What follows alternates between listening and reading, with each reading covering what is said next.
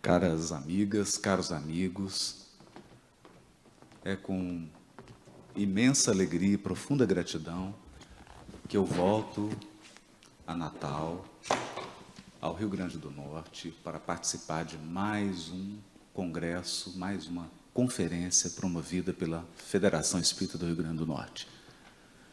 Quero agradecer na pessoa do nosso irmão Valdir Cabral Júnior o convite e, em nome dele, cumprimentar todas as colaboradoras e todos os colaboradores da Federação, incluindo a galeria dos presidentes anteriores, né? Que bom que todos estão aqui, o que mostra a qualidade excepcional do movimento espírita do Rio Grande do Norte, que mantém essa cadeia de comando, de direção do movimento, com toda a harmonia, com todo o amor, com todo o carinho, como nos recomenda o mestre. Eu gostaria de pedir a todos que estão presentes que viessem para cá, para esse teatro. Muitas vezes nós levamos o nosso corpo para algum lugar, mas a mente viaja por vários outros. E eu escolhi uma fala e uma reflexão para abrir as reflexões e falas que todas as nossas irmãs e irmãos queridos da exposição trarão durante esse evento. Eu escolhi uma fala profundamente reflexiva, que é, na verdade, uma interpretação dessa passagem do capítulo 6 do Evangelho de João, especialmente o versículo 35, que dá o título à 6ª Conferência Espírita do Rio Grande do Norte. Eu sou o pão da vida. Convidei, e ele aceitou generosamente, meu irmão, amigo, querido Alexandre Siqueira, para que a gente possa tentar entrar nessa manhã no teu coração, no coração das pessoas que nos acompanham pela internet. E para isso a gente precisa que você se recolha. Porque o Evangelho de João é uma catedral. É uma peça arquitetônica. De resto, como são os livros bíblicos. Mas o Evangelho de João, em especial, foi feito numa época em que ele contava com mais de 90 anos de idade. Todos os apóstolos haviam regressado à pátria espiritual. Jerusalém estava destruída. Não havia mais o templo na cidade santa. João estava, possivelmente, já exilado em Pátimos ou em Éfeso. A essa altura, Maria já havia também regressado ao mundo espiritual, portanto, ele contempla tudo o que foi e tudo o que será. Tudo o que foi construído e tudo o que o Cristo pretendia construir para a humanidade terrena entregue às suas mãos augustas. Evidentemente, já conectado à espiritualidade superior e com a assistência espiritual do próprio Cristo, suas palavras são medidas. Suas palavras são como blocos de uma grande construção. E o nosso propósito é explorar isso. No capítulo 6 do Evangelho de João, versículo 35, nós vamos encontrar a seguinte fala do Mestre. Disse-lhes Jesus: Eu sou o pão da vida. quem vem a mim não terá fome, e quem crê em mim não terá sede jamais.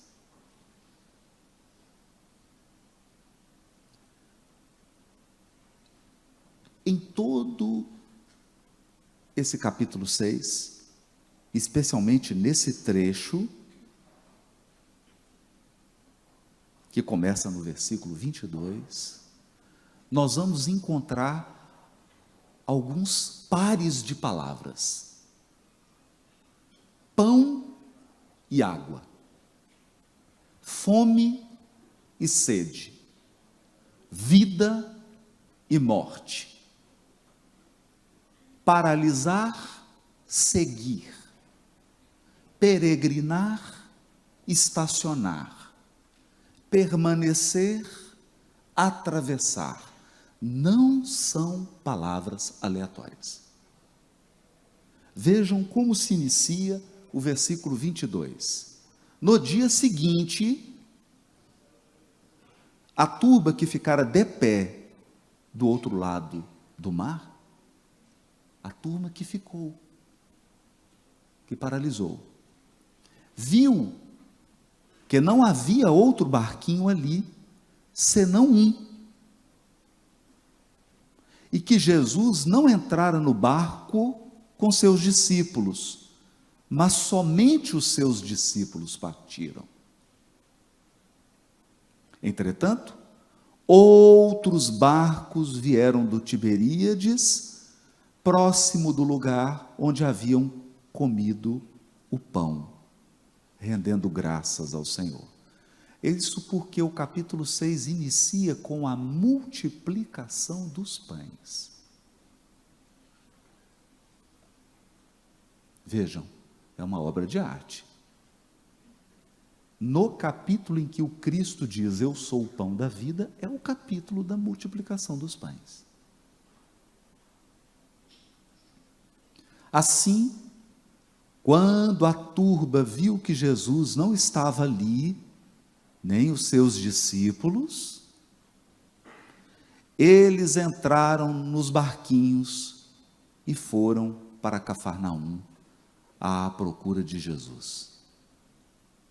Aqueles que haviam estacionado, aqueles que haviam permanecido, perceberam que o Cristo havia se movimentado e colocaram-se novamente em movimento. A oposição, permanecer, peregrinar. Encontrando do outro lado do mar, disseram-lhe, Rabi, quando chegaste aqui? Em resposta a eles, disse Jesus, em verdade, verdadeiramente vos digo, buscais a mim, não porque vistes sinais, mas porque comestes dos pães e vos saciastes.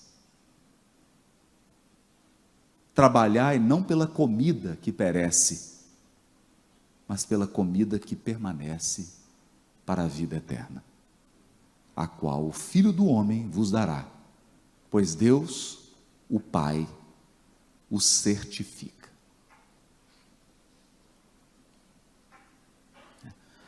A pergunta que foi respondida: quando ele chegou? Ele foi na essência da questão. Viestes porque comeste dos pães. Que pães?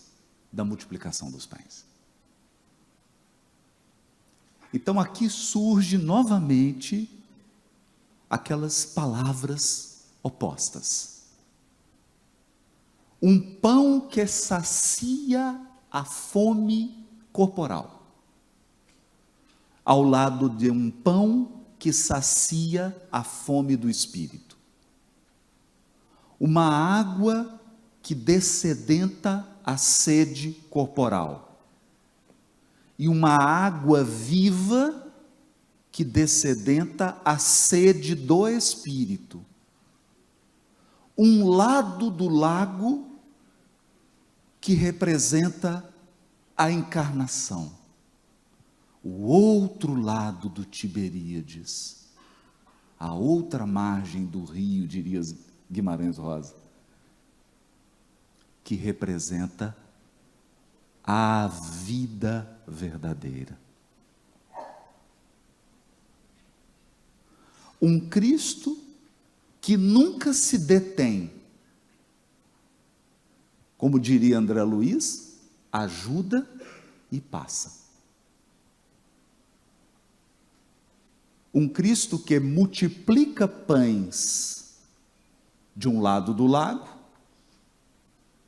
onde impera a vida corporal, mas se desloca imediatamente para as realidades eternas, se oferecendo como o verdadeiro pão da vida.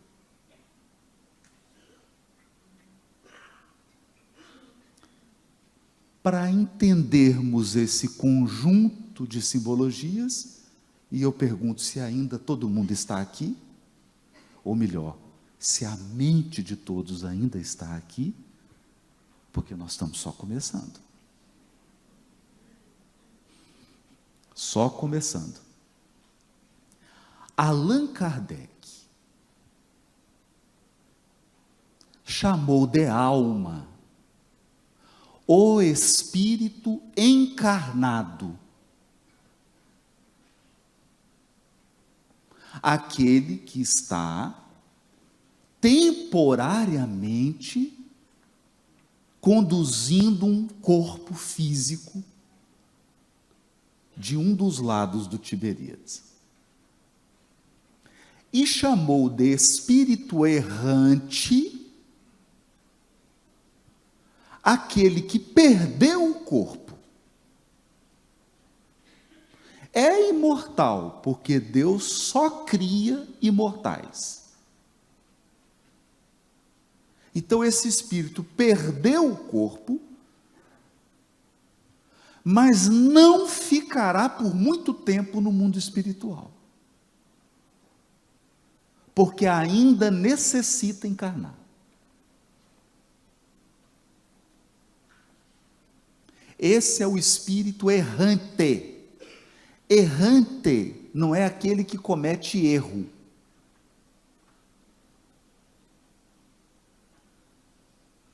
Esse é o bobo mesmo. Errante é aquele que peregrina. Aquele que peregrina. Ele peregrina até se tornar espírito puro. Questão 114.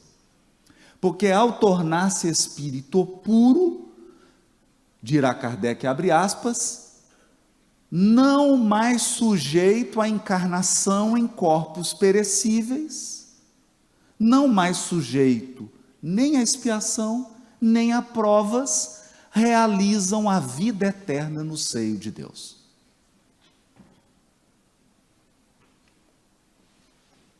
Então, a vida em abundância, a vida eterna, ou se preferirem, nossos irmãos que estão nos assistindo, católicos e evangélicos, se preferirem, a ressurreição é quando você se torna espírito puro, porque deixa de ser errante, deixa de ser peregrino. Então eu digo sempre aos nossos irmãos católicos e evangélicos, a diferença entre nós espíritas e eles é o tempo da ressurreição. É a nossa única discordância. Eles acham que basta uma vida para você ressuscitar, nós espíritas entendemos que são necessárias várias.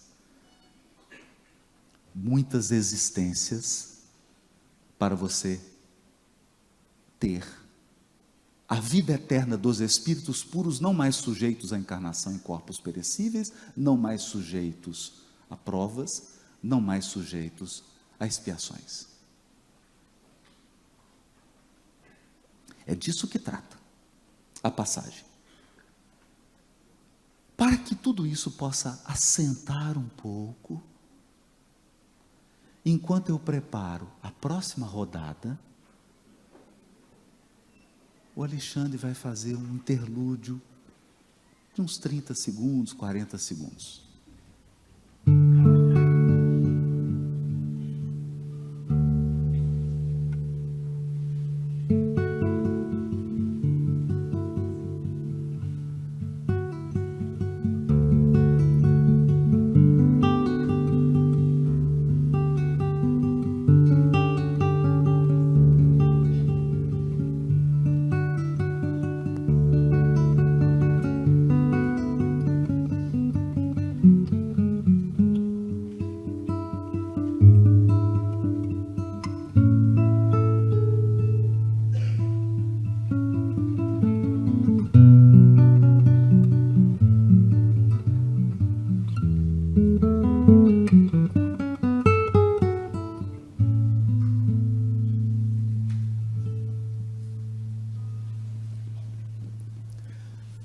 Os versículos que antecedem o versículo 35 do capítulo 6 de João, que dá título à sexta conferência espírita do Rio Grande do Norte, Eu sou o pão da vida,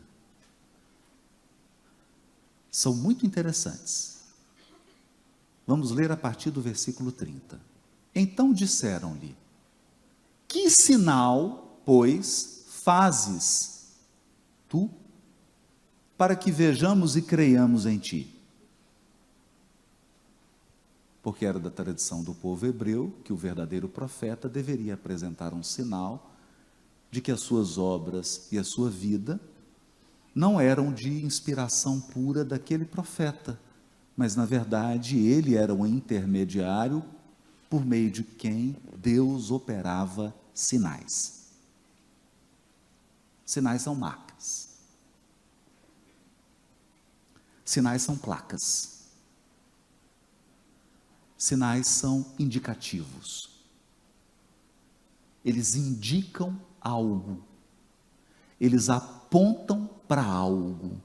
Algo que foi assinalado. No caso, quando o profeta falava ou fazia, sua ação, seu verbo, sua vida, eram placa, indicativo do próprio Deus. Da existência de uma inteligência suprema, de um amor infinito que coordena a peregrinação dos seres. Todos os temas bíblicos se estruturam em torno de um fio condutor. Êxodo. Seres que peregrinam. Seres que se distanciam cada vez mais da estreiteza do Egito. Egito em hebraico, se eu tiver errado, Elahá, depois corrige. Mitzrayim. Mitzrayim significa tudo que é estreito, tudo que é limitado, tudo que oprime, tudo que constrange. Portanto, desde sua criação como simples e ignorante, nós estamos num grande êxodo, estamos sempre ampliando nossa inteligência, sempre ampliando nosso sentimento, nossas habilidades, para a amplidão da sabedoria e do amor que residem nos espíritos puros.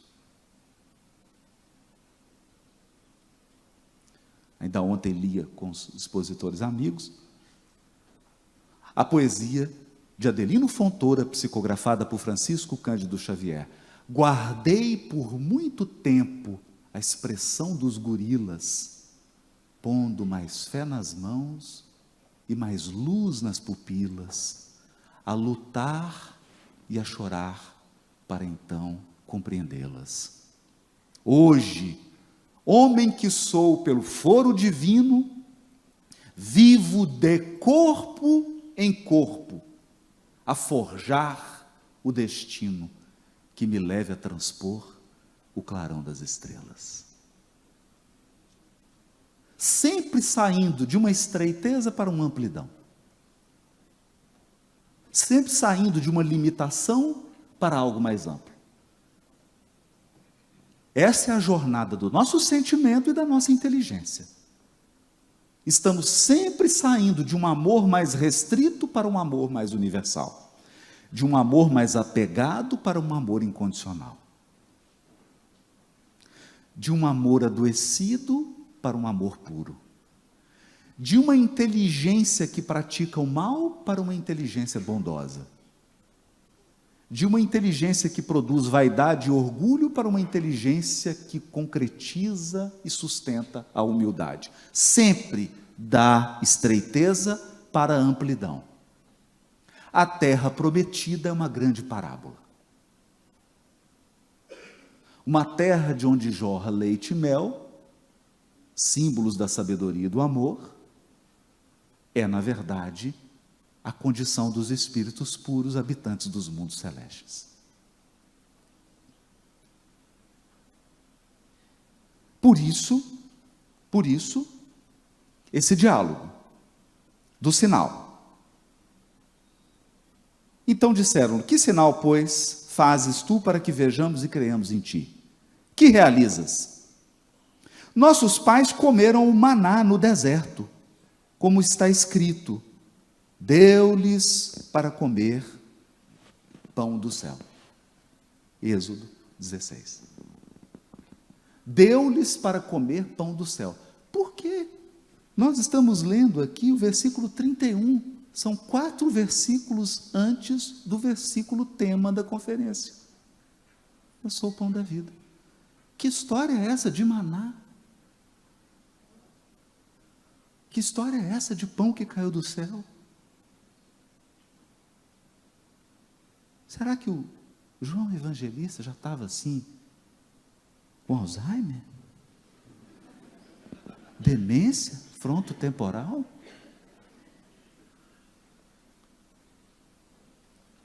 Então disse-lhe Jesus: em verdade vos digo, Moisés não vos deu o pão do céu, mas meu Pai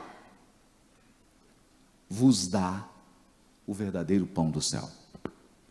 Pois o pão de Deus é o que desce do céu e dá vida ao mundo. Então disseram a ele: Senhor, dá-nos sempre deste pão. Disse-lhe Jesus: eu sou o pão da vida. Quem vem a mim não terá fome, quem crê em mim não terá sede, jamais. Mas eu vos disse que também me vistes e não crestes. Tudo que o Pai me dá, virá a mim. E o que vem a mim, não lançarei fora. Porque desci do céu não para fazer a minha vontade, mas a vontade de quem me enviou. E a vontade de quem me enviou é esta: que tudo o que ele me deu não pereça, mas ressuscite no último dia. Perceberam? Nenhum de nós aqui vai se perder nessa peregrinação. Todos nós vamos atingir a condição de espíritos puros, habitantes de mundos celestes. Daí o tema da peregrinação e daí o tema do maná. E surge aqui o tema da ressurreição. Então, está todo mundo aqui ainda?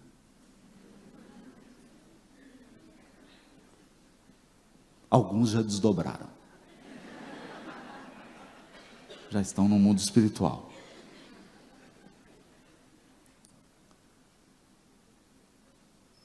O Alexandre vai mais 30 segundos e nós vamos começar a conectar. Mas antes dele começar, Os livros bíblicos, especialmente o Evangelho de João, são como bolo feito em camadas. Você coloca uma primeira camada, põe um recheio, depois você põe uma outra camada de bolo, vem um outro recheio, você põe uma outra camada, e aí você coloca a cobertura. O Evangelho segundo o Espiritismo começou assim também. O capítulo 1 se chama Não Vim Destruir a Lei. E aí Kardec nos explica que a primeira camada foi a revelação mosaica, ou do povo hebreu. Aí veio uma segunda camada do Evangelho, e veio a terceira camada do Consolador Prometido. É um bolo só, mas em muitas camadas. No Evangelho de João também. Os temas se sobrepõem, e a gente precisa de muita atenção e muita sensibilidade para conectar um com o outro. Eu sei que essa parece ser a palestra mais confusa que você já assistiu. Mas aguarde até a cobertura do bolo.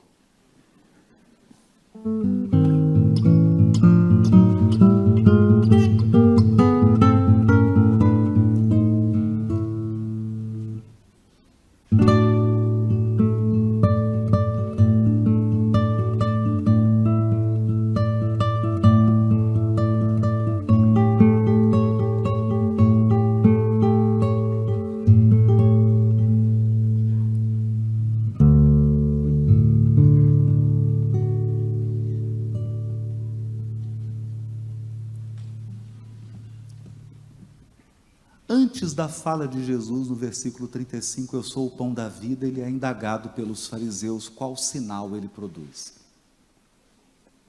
Qual era a marca de que ele falava em nome de Deus e agia em nome de Deus? Ou melhor, de que Deus falava por intermédio dele e agia por intermédio dele. E surge então a pergunta dos sinais. Quantos sinais de Jesus são narrados no Evangelho de João? Não sou eu que digo quantos. É ele quem diz. No capítulo 20, versículo 30, João Evangelista diz assim: E Jesus fez ainda diante de seus discípulos muitos outros sinais, que não se acham escritos neste livro. Só para nos advertir que ele não registrou todos. Esses, porém, veja, ele está no capítulo 20. Só refrescando a memória, o Evangelho de João vai até 21. Está acabando o Evangelho. Então ele está fazendo uma fala retrospectiva. Esses, os que eu citei, porém, foram escritos para crerdes que Jesus é o Cristo, o Filho de Deus, e para que crendo tenhais vida. Vida. Que vida? A tão sonhada vida eterna.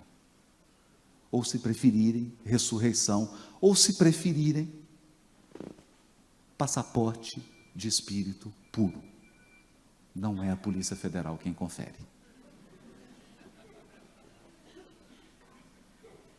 Chegou. Espírito puro. Mundo celeste.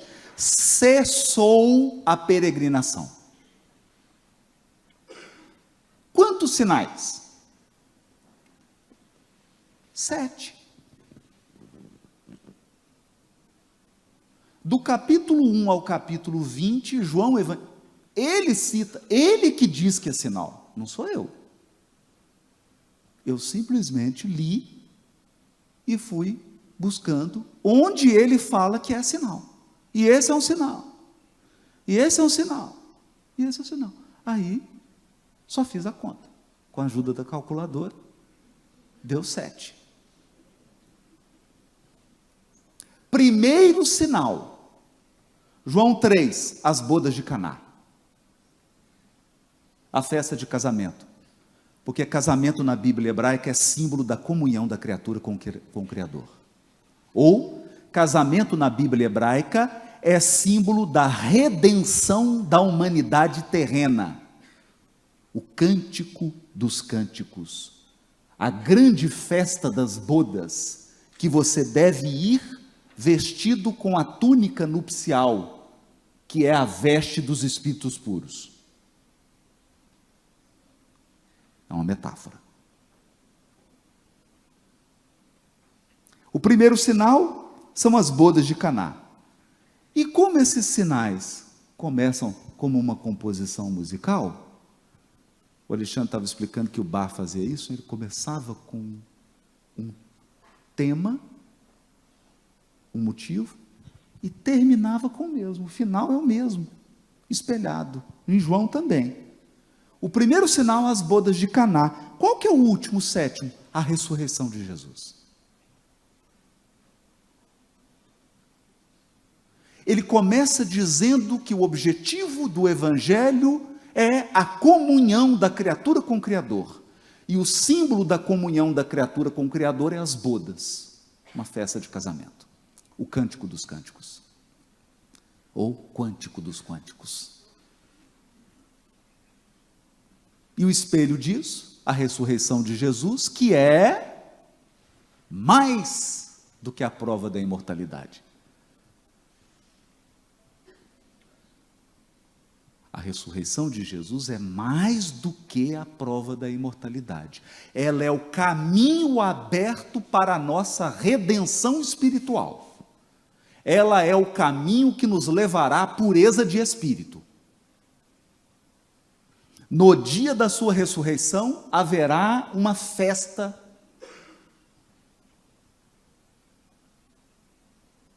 E os maiores da espiritualidade que conduziram a tua evolução vão chegar para você e dizer aquilo que Paulo ouviu dos lábios de Jesus. Vem, Paulo, ser feliz, porque é da vontade de meu Pai que os verdugos e as vítimas se reúnam para sempre no reino de meu Pai. Mundo celeste. Portanto, se você quiser compartilhar essa palestra, hashtag partiu Mundo Celeste. O segundo sinal, a cura do filho, do funcionário, do rei, à beira da morte.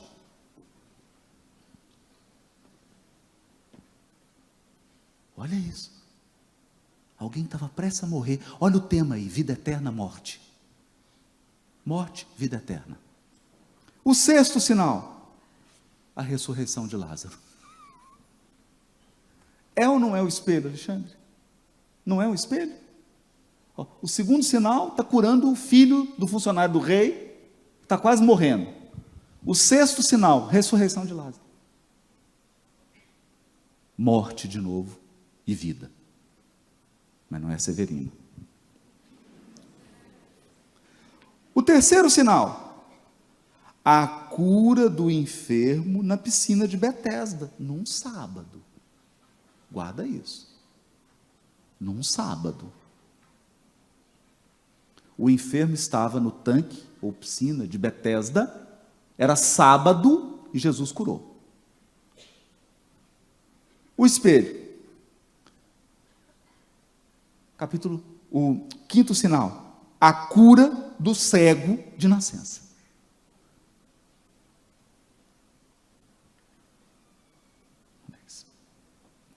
E o meio? E o meio?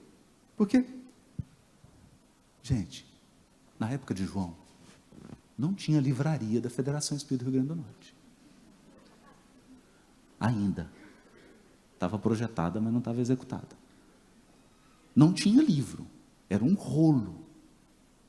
Era um rolo.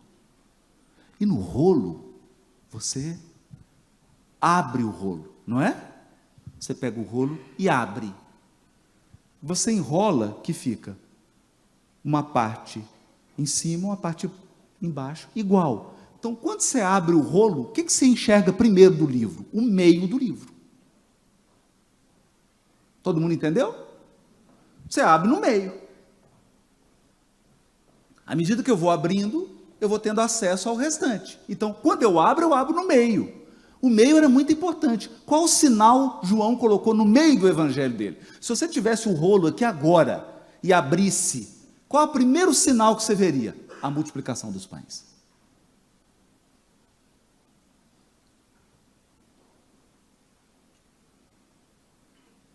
A multiplicação dos pães. Jesus multiplica os pães, porque as pessoas estavam com fome. Elas atravessam o Tiberíades, porque Jesus se movimenta. Procuram Jesus, ele diz: vocês estão procurando, não por causa do sinal. Lembram disso? Vou ler de novo. Olha isso. Que Jesus diz: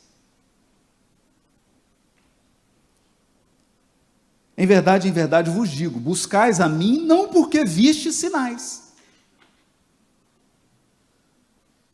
mas porque comeste dos pães e vos saciastes.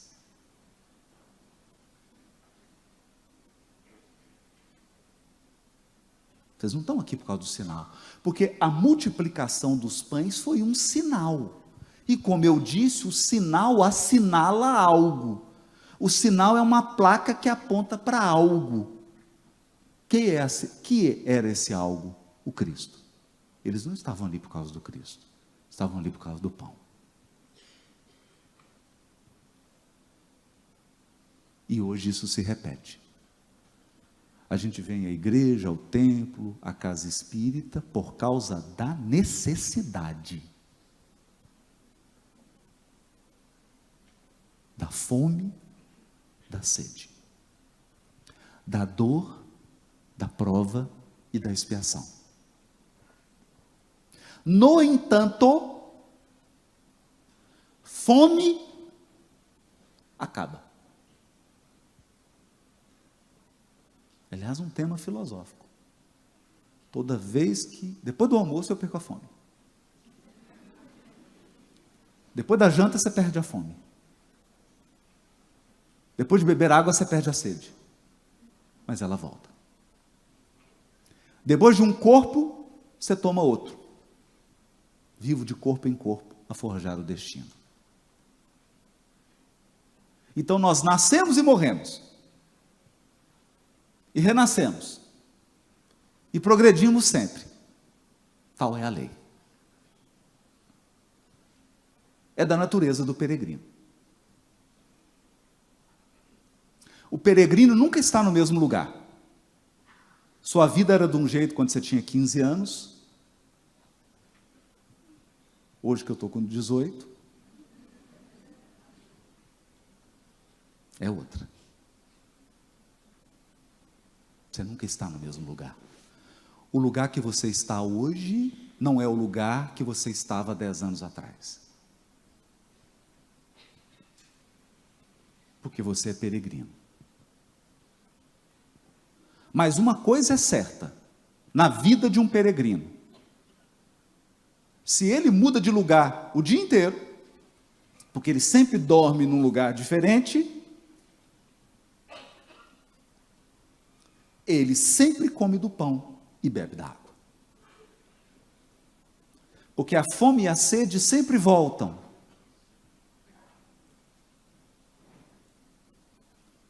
Vejam, o capítulo 6 fala do pão. No encontro com a samaritana, no 4 ele fala da água. Fala da água viva. Ele fala: você vai voltar nesse poço aqui, vai tomar água, vai dar sede de novo, você vai tomar água, mas eu tenho de uma água que não é como essa. E aqui ele volta a falar: trabalhai não pela comida que perece, mas pela comida que permanece para a vida eterna, a qual o Filho do Homem vos dará.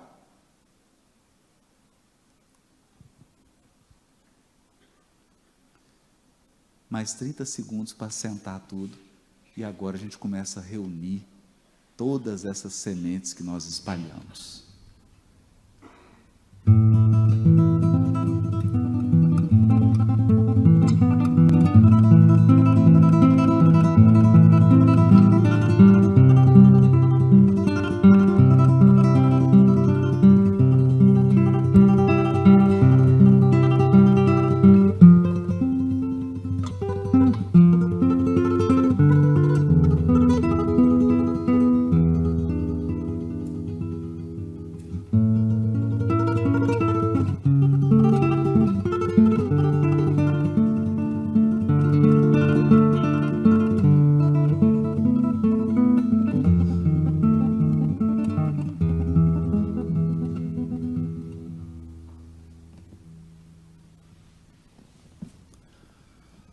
O povo hebreu peregrinava pelo deserto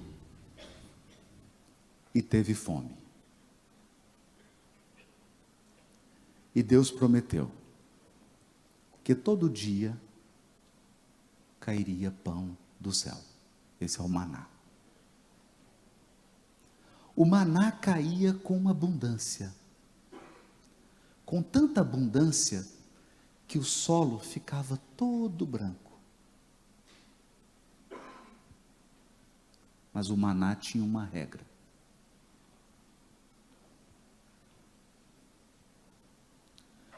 Você só podia pegar do maná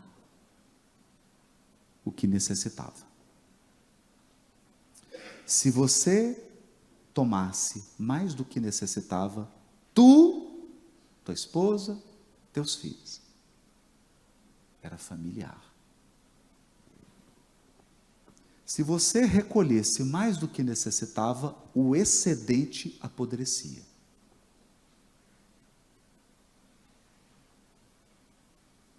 Esse é o pão nosso de cada dia. Só podia recolher o do dia, não o de amanhã. Não andeis ansiosos pelo que haveis de comer, pelo que haveis de vestir. Basta cada dia o seu mal. O pão nosso de cada dia é o maná. Só tinha uma exceção. Um dia dos 7 era consagrado a Deus. Era divino. Era o dia do Espírito. Era o dia, quer dizer, de 7 dias, olha como que Deus é generoso.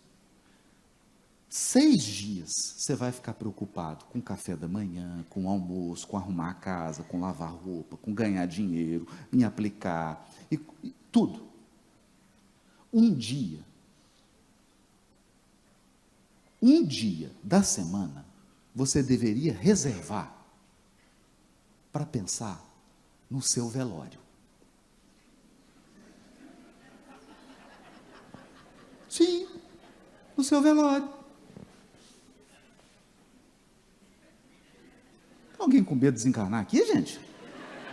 Ah, pelo amor de Deus, olha. Já desencarnou tantas vezes. Dia do seu velório, você está lá no caixão, cheio de flor. Você olhando. Nesse dia, você não vai ficar pensando, o que eu vou tomar de café? O que eu vou almoçar? Perceberam? Nossa, não passaram nem um batonzinho em mim.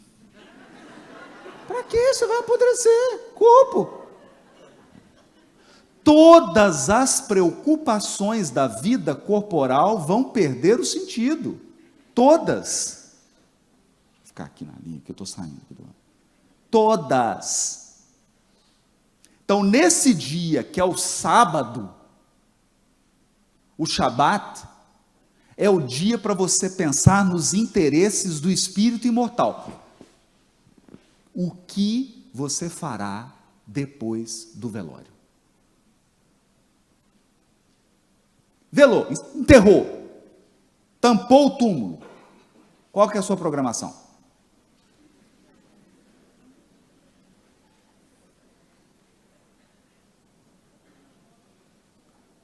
Morreu.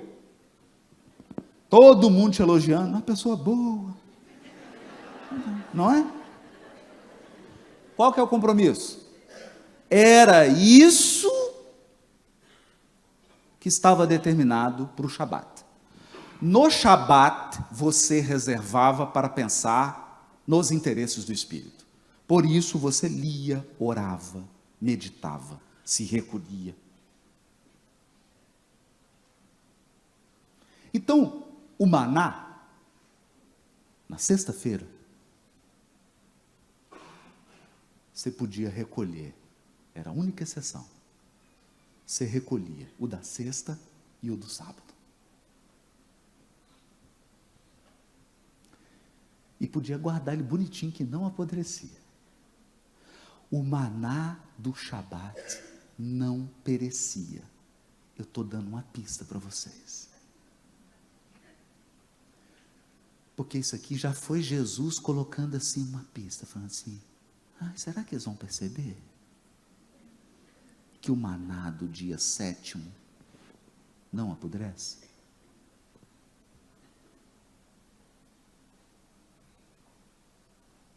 Será? Será que eles vão perceber que esse negócio de, por exemplo, desde ontem eu não almoço.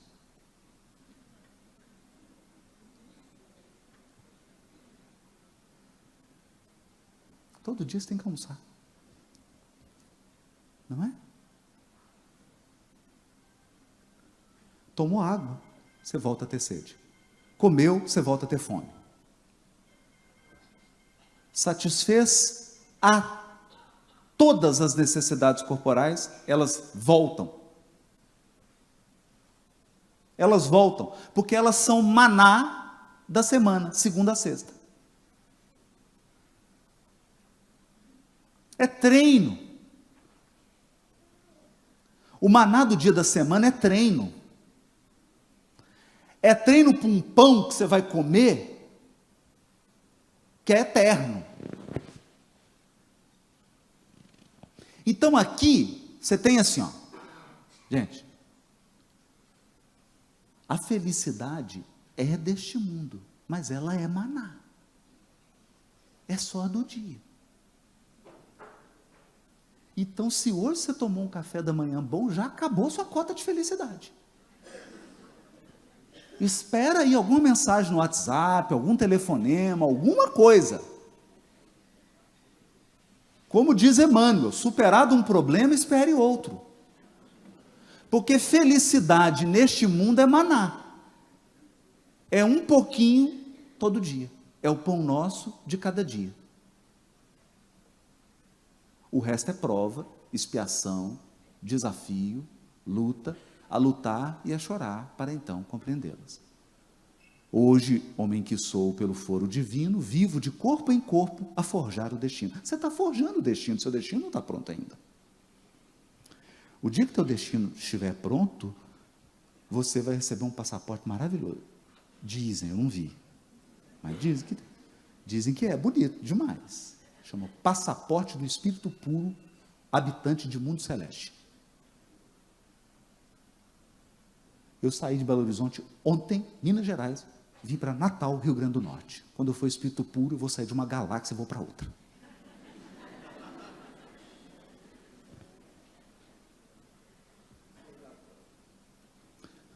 Sem escala. Sem escala. Felicidade inalterável. Felicidade inalterável. É o maná do sábado. O maná do sábado é quem? Quem? Quem é o maná do sábado? Raimundo? Não, não. O maná do sábado é Jesus.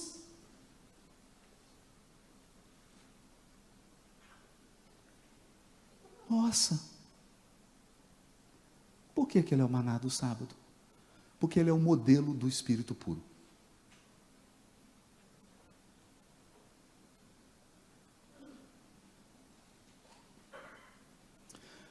Você não está evoluindo aqui às cegas. Você não está aqui num jogo de cassino.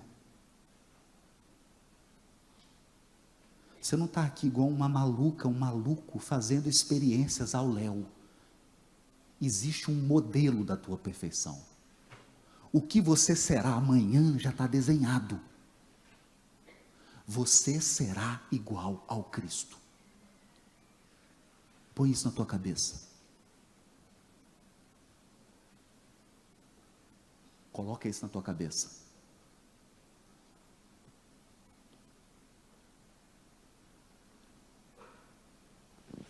Também o Espírito traz consigo o gene da divindade. Estamos em Deus quanto Deus está em nós. Fonte Viva, capítulo 30. Educa.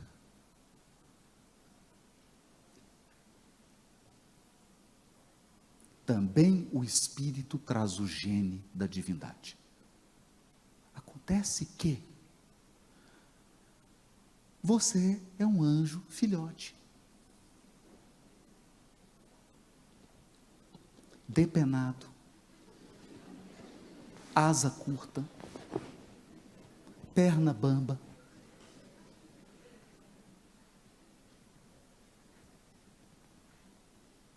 menos bonito,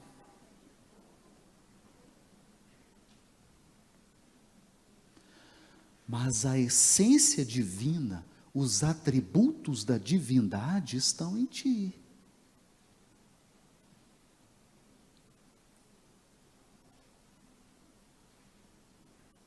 Por isso, nosso pão é o Cristo, porque Ele é o modelo.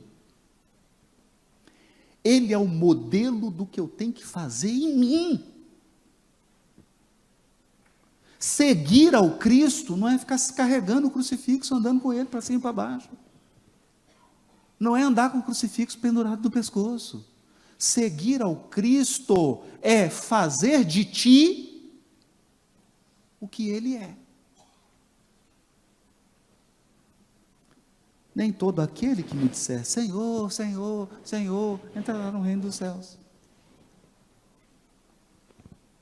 Fazer de ti o que Ele é. Mas como a peregrinação é longa, como a jornada é longa, nós temos um guia. Além de modelo, ele é guia. Porque é fácil se perder nessa jornada. Leia o texto de Allan Kardec. O caminho da vida. Você está no mundo espiritual, é uma estrada. 6 pistas que vão, 6 que voltam. Tudo iluminado. Você encarnou e entrou na floresta. Só que à medida que você vai voltando, entrando na floresta, você começa a ficar Indiana Jones. Daqui a pouco você está com uma faquinha aqui, água. Não, na última encarnação, deixei a água, agora eu já ando com a aguinha aqui. Esse caminho aqui eu não passo, da outra vez eu afundei aqui, agora não vou mais. 3 encarnações passadas, eu escolhia qualquer pessoa e colocava uma aliança no dedo dela. Agora eu já sou mais seletivo. Né? Antes eu pegava recurso, eu gastava, agora não. Agora eu prefiro transformar os recursos em instrumentos do bem, que aí nunca vai faltar. Então você começa a ficar treinado, gente. Nós temos um guia. É disso que essa passagem está falando.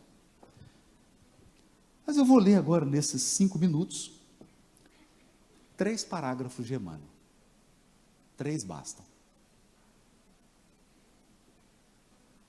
Mas antes, o Alexandre vai só assentar.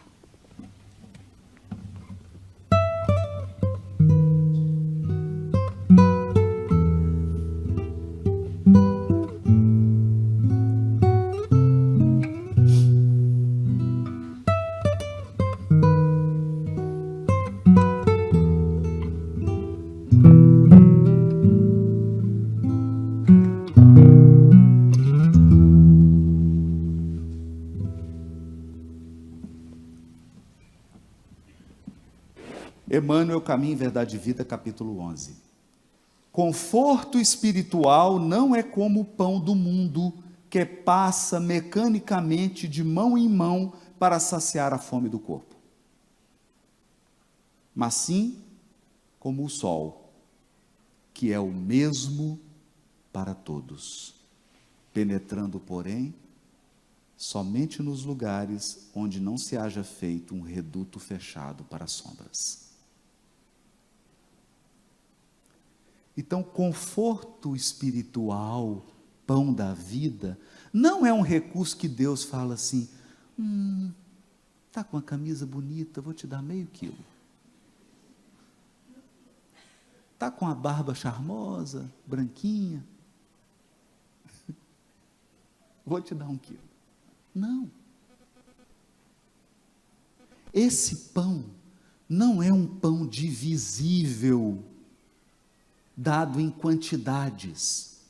O pão da vida é um sol, você recolhe tudo o que for capaz, segundo a sua necessidade. Você é o recipiente. Então tem gente que chega aqui no mar, pega uma xícara. Tem outro que vem e pega 2 litros. Tem outro que vem e pega uma caixa d'água de 1.500 litros. O mar é o mesmo para todos. Os recipientes é que mudam. Deus espalha o sol do amor e o sol da sabedoria indistintamente para todos os filhos da criação. E cada qual recolhe o que pode, mas especialmente o que quer.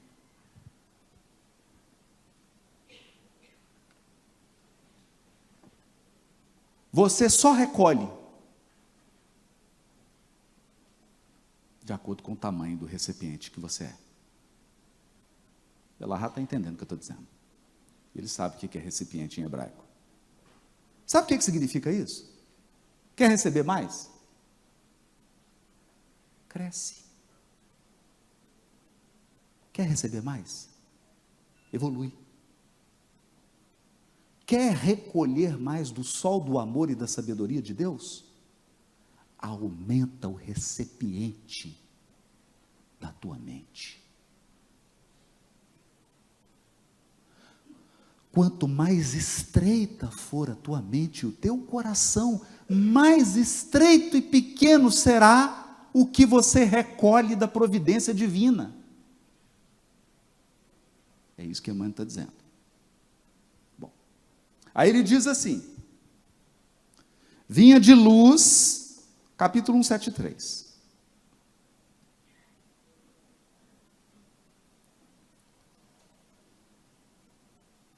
Toda a mensagem se chama O Pão Divino. Toda a regimentação religiosa na terra não tem escopo maior que o de preparar as almas ante a grandeza da vida espiritual. O que você está fazendo aqui no Congresso? No Rio Grande do Norte? Preparando a tua alma ante a grandeza da vida espiritual. O que você está fazendo assistindo live espírita? Preparando a tua alma ante a grandeza da vida espiritual. O que você está fazendo lendo a codificação? Preparando a tua alma ante a grandeza da vida espiritual. Templos de pedra arruinam-se, princípios dogmáticos desaparecem, cultos externos modificam, revelações ampliam-se, sacerdotes passam. Por quê? Porque eles são pão, água corporal. Almoçou ontem, tem que almoçar de novo. Ontem você era sacerdote no Egito, hoje você é expositor espírita. Não no meu caso. Eu era sacerdote em outro lugar. Dos ruins. O espiritismo evangélico, olha isso, vou ler um antes. Todos os serviços da fé viva representam de algum modo aquele pão que Moisés dispensou aos hebreus. O maná. Alimento valioso, sem dúvida, mas que sustentava o corpo apenas por um dia, e cuja finalidade primordial era de manter a sublime oportunidade da alma em busca do verdadeiro pão do céu. É meio, não era a finalidade. O espiritismo evangélico, nos dias que correm, é abençoado celeiro desse pão, Em suas linhas de trabalho, há mais certeza e esperança, mais entendimento e alegria. Esteja, porém, cada companheiro convencido de que o esforço pessoal no pão divino para a renovação, purificação e engrandecimento da alma há de ser o culto dominante no aprendiz. O esforço. Ou seja, você tem que ampliar o recipiente.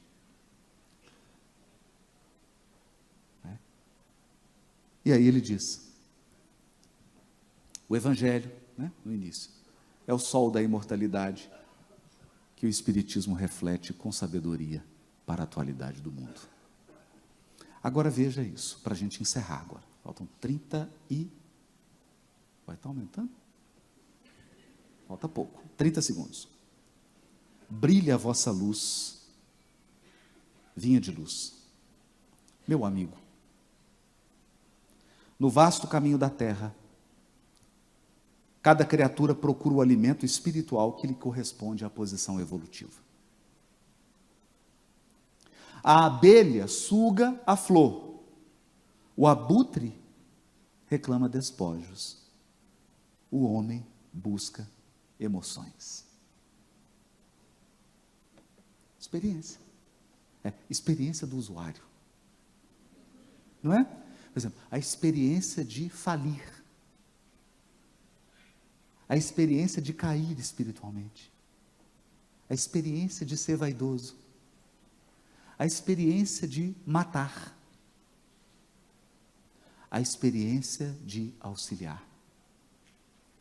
A experiência de servir. A experiência de aprender. Todas elas te proporcionam emoções. Há sofredores inveterados que outra coisa não demandam além do sofrimento. A comida dele é sofrer. Por quê? Porque ele se alimenta de piedade. A pessoa fala, coitadinho, espia tanto. Suprem a mente de torturas contínuas e não pretendem construir senão a piedade alheia, sobre a qual se comprazem. Nos variados climas do mundo, há quem se nutra de tristeza, de insulamento, de prazer barato, de revolta, de conflitos, de cálculos, de aflições, de mentiras, porque tudo isso aqui é pão. Tudo isso aqui é pão. Os discípulos de Jesus, porém, aquele ser humano que já se entediou das substâncias deterioradas da experiência transitória, esses pedem a luz da sabedoria, a fim de aprender a semear o amor em companhia do Mestre. Pão da vida. Amor e sabedoria. Gratidão. Agora podem desconcentrar.